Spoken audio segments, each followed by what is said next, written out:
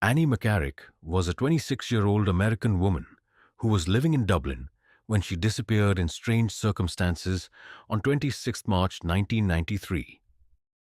Despite numerous investigations, absolutely no trace of Annie has ever been found. Born to parents John and Nancy McCarrick on March 21, 1967, Annie was originally from Bayport in Long Island, New York. Annie first visited Ireland on a school trip, where she completely fell in love with the country. In fact, her experience was so influential that she later moved to Ireland in the late 1980s to study at St. Patrick's College in both Drumcondra and Maynooth. After this time abroad, she returned to New York in 1991, where she began studying at Stony Brook University. However, Annie was so enthralled with the Emerald Isle that she couldn't stay away, and in January 1993, she moved permanently to Sandymount in Dublin, where she rented accommodation with two other tenants.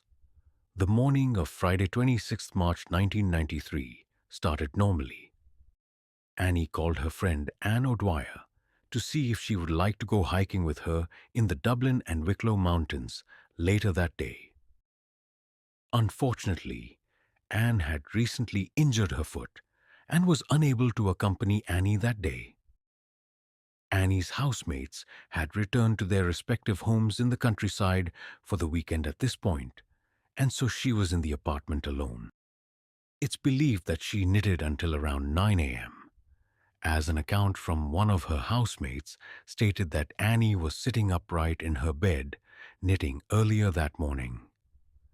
She also recalled that Annie had purchased 2 tickets to a theater performance, as her mother was coming to visit her the following week, and she was reportedly very excited about this reunion. At some stage that morning, Annie decided to run some errands in the town. She visited the AIB Bank on Sandymount Road just before 11 a.m., where she was allegedly seen on CCTV, and then purchased groceries before heading home. As she had promised to do some baking for her workplace the following day, the Café Java in Lesson Street. Annie arrived home at approximately 3 p.m. and was then seen leaving again shortly after at around 3:15 p.m. This sighting was confirmed by a plumber, Bernard Sheeran, who was working there at the time. Annie was reportedly spotted by a fast food restaurant owner, walking along New Grove Avenue towards a bus stop. She then boarded the number 18 bus, heading towards the upmarket Dublin suburb of Ranelagh.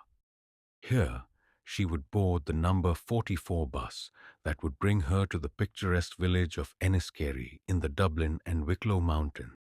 Annie was allegedly spotted by an ex-co-worker by the name of Emir O'Grady, who was also queuing for the 44 bus.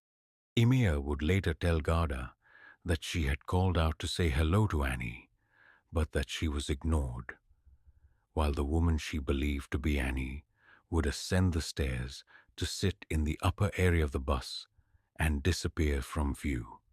Emir exited the bus before Annie, and this was the last credible sighting of her. Curiously, the bus that Annie allegedly took would have arrived in Enniskerry at around 5 p.m., and the weather that night was very poor, with incredibly heavy rain. Another strange element of this alleged sighting on the bus is that absolutely nobody in the small, quaint town remembers seeing anyone who matched Annie's description that evening. She was an average height woman with long, curly hair, a recognizable tweed coat, and a distinctive American accent. A local who worked in the post office believed that she had sold stamps to a woman, who she later believed was Annie but couldn't be certain. A security guard at the popular Johnny Fox's pub in Glencullen came forward later on to state that he saw Annie with an unidentified male in the pub that evening. He described the man as roughly 5 and 9, between the ages of 24 to 28, clean-shaven, athletic build, brown hair, and square-jawed. but he had never seen the man in the pub before. Another guard, Paul O'Reilly, told Garda that he believed he had seen Annie there at 9:30 p.m. that night in the lounge. Annie's housemates grew concerned when they couldn't reach her via phone the following day, on Saturday 27th. They had been attempting to ask Annie if she would like to join them for dinner that night in the apartment, but couldn't get a response. When they arrived back at the flat, they found Annie's grocery bags still sitting untouched on the counter, with nothing unpacked or put away. The receipt confirmed that they had been purchased at 11:03 a.m. the previous morning, just after she'd been spotted on CCTV at the bank. One of Annie's friend called to the apartment later that night also, as she was concerned that Annie hadn't shown up to work that day. When Annie didn't show up for work again the following day, she was reported missing at Irish Town Garda Station. On Tuesday 30th, Nancy McCarrick landed in Dublin after hearing the confirmed missing report of her daughter. At this point, an investigation was launched and a search for Annie began. The investigation turned up absolutely no clues as to what might have happened to Annie, and the case ran cold fairly quickly.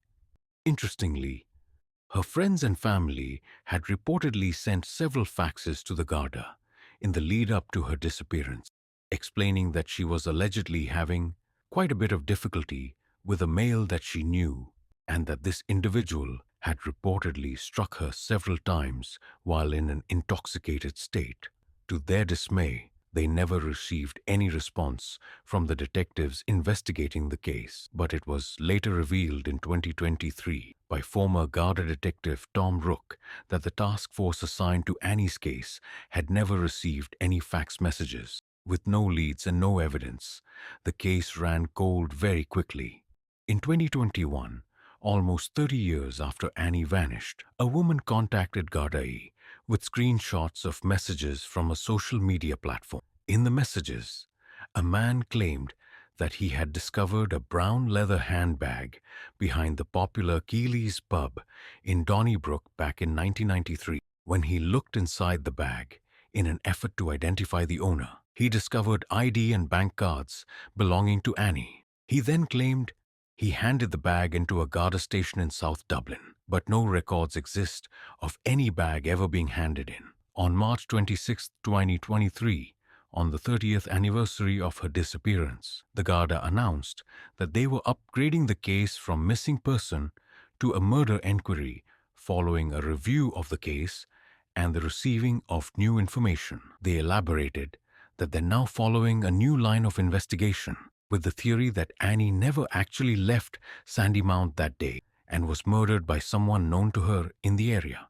In March 2024, it was revealed that the CCTV image of Annie in the bank, widely regarded as the last credible sighting of her, wasn't from the day she vanished, but rather from 11 days prior. In April 2025, it was revealed that Garda had interviewed a man in France. He has reportedly lived in France for quite some time now, but is currently in hospital due to serious long-term health issues. They reportedly interviewed him twice in hospital, but it's not clear where his brother, which is believed to be the suspect, is currently living or if they're even still in contact. Garda continue to build a case against the men in the hopes that someday soon Annie will receive justice.